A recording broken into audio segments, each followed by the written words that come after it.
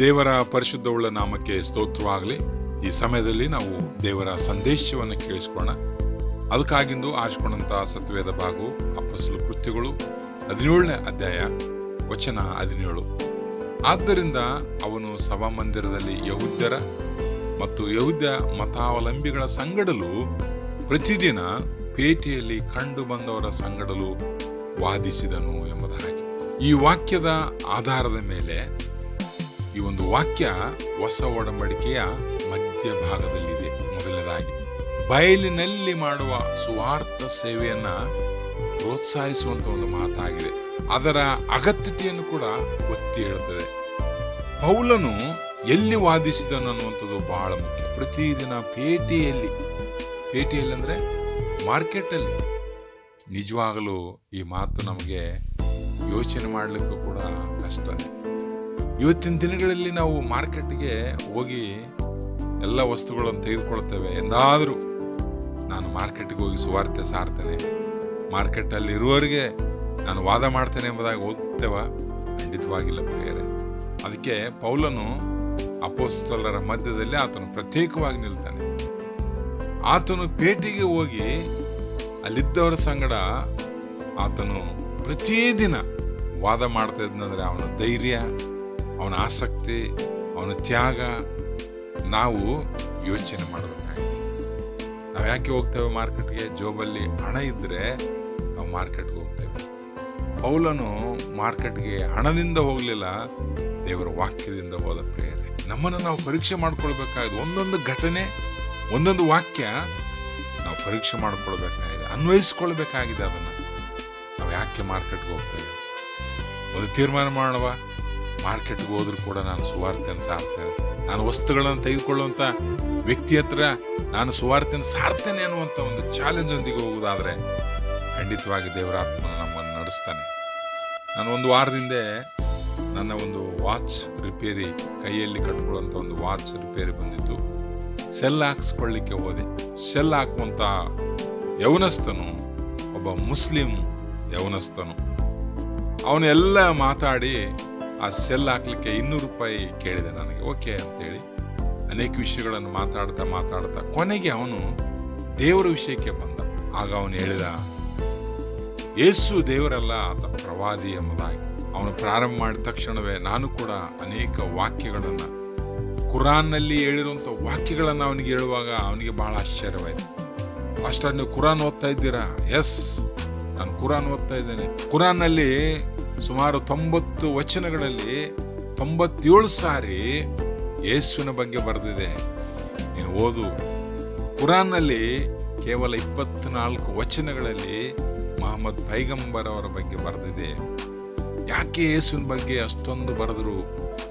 ಯಾಕೆ? ಅದರ ಮಹತ್ವ ಏನಿದೆ ಎಂಬುದಾಗಿ ಅವರಿಗೆ ಪ್ರಶ್ನೆ ಕೇಳುವಾಗ ಅವನು ಮೌನವಾಗಿ ಬಿಟ್ಟ. ಕರ್ತನಲ್ಲಿ ಪ್ರಿಯ ಸಹೋದರ ಸಹೋದರಿ, ಇವತ್ತು ಮಾರ್ಕೆಟ್ನಲ್ಲಿ ನಾವು ಹೋಗುವಾಗಲೂ ಕೂಡ ಯೇಸುವಿನ ವಿಷಯವಾಗಿ ನಾವು ಮಾತನಾಡುವಾಗ ಅಲ್ಲಿ ಒಂದು ಬದಲಾವಣೆಯನ್ನು ಕಾಣ್ತೇವೆ.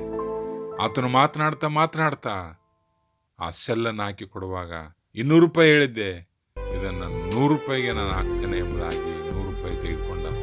ಅವನು ಹೇಳ್ತಾ ಇದ್ದಾನೆ, ಇನ್ನೊಂದು ಸಾರಿ ಬನ್ನಿ, ನಾವು ಕೂತ್ಕೊಂಡು ದೇವರ ವಿಷಯವಾಗಿ ಮಾತನಾಡೋಣ.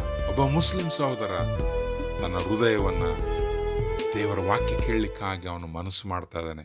ಸುವಾರ್ತೆ ಸಾರಲಿಕ್ಕೆ ಯಾವುದೇ ನಿಗದಿತ ಸ್ಥಳ ನಮಗಿಲ್ಲ. ಅದಕ್ಕಾಗಿ ಪೌಲನಿಂದ ನಾವು ಕಲಿಯುವಂತ ಒಂದು ಸತ್ಯ ಸಂಗತಿ, ಆತನು ಪೇಟೆಯಲ್ಲಿ, ಮಾರುಕಟ್ಟೆಯಲ್ಲಿ ದಿನಾಲು ವಾದಿಸ್ತಾ ಇದ್ದ ಎಂಬುದಾಗಿ. ಹಾಗಾದ್ರೆ ಆ ಶಕ್ತಿ, ಆ ಒಂದು ಧೈರ್ಯ ಯಾರು ಕೊಟ್ಟರು? ಎಲ್ಲಿಂದ ಬಂತು? ಅದೇ ಪವಿತ್ರಾತ್ಮ ದೇವರು, ಅದೇ ದೇವರ ವಾಕ್ಯ. ನಾವು ಆ ವಾಕ್ಯ ಓದ್ತೇವೆ, ಪವಿತ್ರಾತ್ಮನನ್ನು ಹೊಂದಿದ್ದೇವೆ ಎಂಬುದಾಗಿ ಎಲ್ಲ ಭಾಷೆಯಲ್ಲಿ ಮಾತಾಡ್ತೇವೆ, ಎಲ್ಲ ಜ್ಞಾನವನ್ನು ತೋರಿಸ್ತೇವೆ. ನಾವು ಎಲ್ಲಿ? ಕ್ರೈಸ್ತರ ಮಧ್ಯದಲ್ಲಿ, ಸಭೆಗಳ ಮಧ್ಯದಲ್ಲಿ, ಮಾರುಕಟ್ಟೆಯಲ್ಲಿ ತೋರಿಸ್ಬೇಕು. ಅದು ನಿಜವಾದಂಥ ಒಂದು ಕ್ರೈಸ್ತರ ಜೀವಿತ ಪ್ರಿಯರೇ. ಈ ಒಂದು ವಿಷಯದಲ್ಲಿ ನಮ್ಮನ್ನು ನಾವು ಸರಿಪಡಿಸಿಕೊಳ್ಳುವಂಥದ್ದು ಮುಖ್ಯವಾಗಿದೆ. ಇನ್ನೊಂದು ಘಟನೆಯನ್ನು ನಾನು ಹೇಳಲಿಕ್ಕೆ ಇಷ್ಟಪಡ್ತೇನೆ. ಯೇಸು ಸ್ವಾಮಿ ಖರ್ಜೂರ್ ಭಾನುವಾರದಂದು ನಡೆದ ಆ ಮೆರವಣಿಗೆ ಇಡೀ ಯೆರೂಸಲೇಮ್ ಪಟ್ಟಣವನ್ನೇ ಅಲುಗಾಡಿಸಿತು. ಮತ್ತಾಯ 21:10 ಎಲ್ಲಿ ಆತನು ಕತ್ತೆ ಮೇಲೆ ಎಲ್ಲಿ ಆತನು ಮೆರವಣಿಗೆ ಆಯಿತು? ಯೆರೂಸಲೇಮ್ ಪಟ್ಟಣದಲ್ಲಿ, ಮಾರ್ಕೆಟ್ಗಳಲ್ಲಿ ಜನರು ಗುಂಪಾಗಿ ದೇವರನ್ನ ಸ್ತುತಿಸ್ತಾ ಬೀದಿಗಳಲ್ಲಿ ಮೆರವಣಿಗೆ ಹೋದರು. ಬೀದಿ ಯಾವ ಬೀದಿ? ಮಾರ್ಕೆಟ್ ಬೀದಿ. ಅಲ್ಲಿ ಕೊಳ್ಳುವವರಿದ್ರು. ಅಲ್ಲಿ ಆತನ ಮೆರವಣಿಗೆ ಪ್ರಿಯರೇ ನಡೀತಾ ಇದೆಯಾ? ಆತನ ಮೆರವಣಿಗೆ ಎಲ್ಲಿ? ಮಾರ್ಕೆಟ್ ಅಲ್ಲಿ ನಡೀತಾ ಇದೆಯಾ? ಮಾಡ್ತಾ ಇದ್ದೇವ? ಇಲ್ಲ. ನಮ್ಮ ಸಭೆಗಳಲ್ಲಿ, ನಮ್ಮ ಸಭೆ ಸುತ್ತಮುತ್ತ ಅಷ್ಟೇ ನಮ್ಮ ಮೆರವಣಿಗೆ.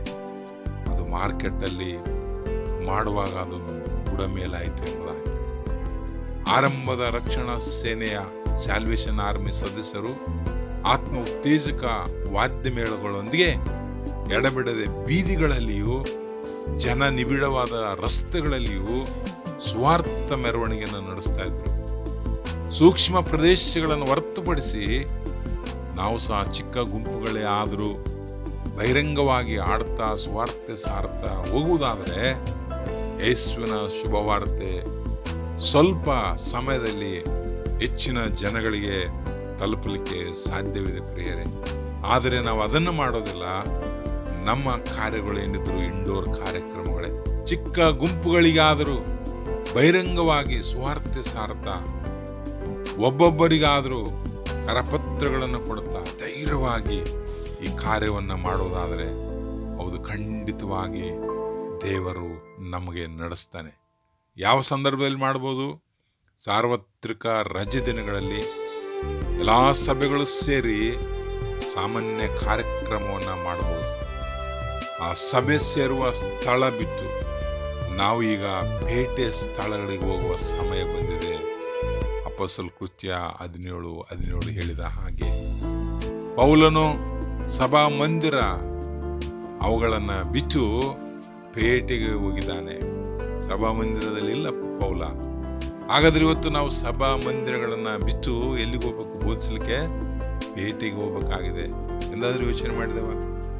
ಎಲ್ಲ ಕಾರ್ಯಕ್ರಮಗಳು ನಮಗೆ ನಿಗದಿ ಆಗುವಂಥದ್ದು ಸಭೆಯಲ್ಲಿ. ಸಭಾ ಮಂದಿರವನ್ನು ಬಿಟ್ಟು ದೇವರ ವಾಕ್ಯವನ್ನು ಹೊರಗೆ ಬಯಲಿನಲ್ಲಿ ಸಾರಿದವರಲ್ಲಿ ಸ್ನಾನಿಕನಾದ ಯೋಹಾನನು ಮೊದಲಿಗನು. ಸ್ನಾನಿಕನಾದ ಯೋಹಾನನ ಕಾಲದಿಂದ ಈವರೆಗೂ ಪರಲೋಕ ರಾಜ್ಯವು ಬಲಾತ್ಕಾರಕ್ಕೆ ಗುರಿಯಾಗಿರುತ್ತದೆ. ಬಲಾತ್ಕಾರಿಗಳು ನುಗ್ಗಿ ಅದನ್ನು ಸ್ವಾಧೀನ ಮಾಡಿಕೊಳ್ಳುತ್ತಾರೆ ಎಂಬುದಾಗಿ ಮತ್ತಾಯ 11:12 ಬಲಾತ್ಕಾರ ಇದೆ ಪ್ರಿಯರೇ, ಒತ್ತಡ ಇದೆ, ನಮ್ಮನ್ನು ತುಳಿಯುವುದಕ್ಕೆ ಅನೇಕ ಕಾನೂನುಗಳು ಕೂಡ ಇವೆ. ಯೇಸು ಕ್ರಿಸ್ತನು ಬಯಲು ಪ್ರದೇಶದ ಶ್ರೇಷ್ಠ ಪ್ರಸಂಗಿಯಾಗಿದ್ದನು. ಆತನ ಪ್ರಸಿದ್ಧ ಪ್ರಸಂಗವು ಪರ್ವತದಿಂದ ಮಾಡಲ್ಪಟ್ಟಿತ್ತು. ಮತ್ತಾಯ 5:7 ನೋಡ್ತೇವೆ. ನಾವು ಹೆದ್ದಾರಿಗಳಿಗೂ ಅನೇಕ ಮಾರ್ಗಗಳಿಗೂ ಬೀದಿಗಳಿಗೂ ಒಳದಾರಿಗಳಿಗೂ ಹೋಗಿ ನಷ್ಟ ಹೊಂದಿದಂಥವರನ್ನ, ನಾಶವಾಗಲಿಕ್ಕಿರುವಂಥವರನ್ನ, ಕನಿಷ್ಠರನ್ನ, ಬಡವರನ್ನ, ಜೋಪಡಿಯಲ್ಲಿ ಇರುವಂಥವರನ್ನ ಹೌದು ನಾವು ಸುವಾರ್ತೆ ಸಾರಬೇಕಾಗಿದೆ. ಕುಷ್ಠ ರೋಗಿಗಳನ್ನ, ತೀರಾ ಅನಾರೋಗ್ಯದಲ್ಲಿರುವಂಥವ್ರಿಗೆ ಸುವಾರ್ತೆ ಸಾರಬೇಕಾಗಿದೆ.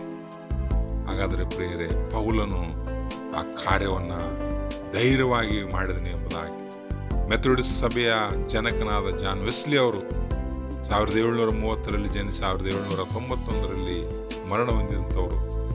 ಆತನ ಬಹಳಷ್ಟು ಪ್ರಸಂಗಗಳು ಬಯಲಿನಲ್ಲೇ ಮಾಡಿದನು. ಪ್ರಾರಂಭದಲ್ಲಿ ದೇವಾಲಯದ ಹೊರಗೆ ಪ್ರಸಂಗಿಸುವುದು ಪಾಪವೆಂದು ಆತನು ಬಗೆದಿದ್ದನು. ಆದರೆ ಬಯಲು ಸ್ವಾರ್ಥಿಕನ ರಾಜಕುಮಾರನಿಸಿಕೊಂಡಿದ್ದ ಜಾರ್ಜ್ ವೈಟ್ಫೀಲ್ಡ್ ಅವರನ್ನು ಭೇಟಿಯಾದ ಮೇಲೆ ತನ್ನ ವಿಚಾರವನ್ನು ಬದಲಿಸಿದನು. ಜಾರ್ಜ್ ವೆಸ್ಲಿಗೆ ಎಫ್ ವರ್ತ್ ಸಭೆಯಲ್ಲಿ ವೇದಪೀಠವನ್ನು ಕೊಡದೆ ಹೋದಾಗ ಅವನು ತಂದೆಯ ಸಮಾಧಿಯ ಮೇಲೆ ಅಗಲವಾದ ಕಲ್ಲಿನ ಮೇಲೆ ನಿಂತು ಪ್ರಸಂಗ ಮಾಡಿದರು. ಇವತ್ತಿದು ನಮಗೆ ಚಾಲೆಂಜ್ ಆಗಿದೆ ಪ್ರಿಯರೇ. ಪ್ರಸಂಗ ಮಾಡಲಿಕ್ಕೆ, ಸುವಾರ್ತೆ ಸಾರಲಿಕ್ಕೆ ಸಭೆ ಬೇಕಾಗಿಲ್ಲ, ಪುಲ್ಪಿಟ್ ಬೇಕಾಗಿಲ್ಲ. ನಾವು ಹೊರಗಡೆ ಬಯಲು ಬೇಕಾಗಿದೆ. ಮಾರ್ಕೆಟ್ ಓಪನ್ ಆಗಿದೆ, ನಿಮಗಾಗಿ ಜನರು ಕಾಯ್ತಾ ಇದ್ದಾರೆ. ಹೋಗೋಣವಾ, ನಿರ್ಧಾರ ಮಾಡೋಣ. ಇದು ನಿಜವಾಗಲೂ ಚಾಲೆಂಜ್ ಆಗಿ ತೆಗೆದುಕೊಳ್ಳೋದಾದರೆ ಖಂಡಿತವಾಗಿ ದೇವರು ನಿಮ್ಮನ್ನು ಉಪಯೋಗಿಸ್ತಾನೆ. ಪ್ರಾರ್ಥಿಸುವ. ನಮ್ಮನ್ನ ನಿನ್ನ ಸೇವೆಗಾಗಿ ಕರೆದಂಥ ದೇವರೇ, ನಿನ್ನ ವಿಶ್ವಾಸದಲ್ಲಿ ನಾವಿರುವಾಗ ಈಗ ಮಾರ್ಕೆಟ್ಗಳು ಖಾಲಿಯಾಗಿವೆ, ಬೀದಿಗಳು ಖಾಲಿಯಾಗಿವೆ. ನಿನ್ನ ವಾಕ್ಯದನ್ನು ತುಂಬಿಸ್ಲಿಕ್ಕೆ ನಮ್ಮನ್ನು ನಡೆಸು. ನೀನು ಮಹಿಮೆ. ಯೇಸುವಿನ ನಾಮದಲ್ಲಿ ಪ್ರಾರ್ಥಿಸ್ತೇವೆ ತಂದೆಯೇ, ಆಮೆನ್.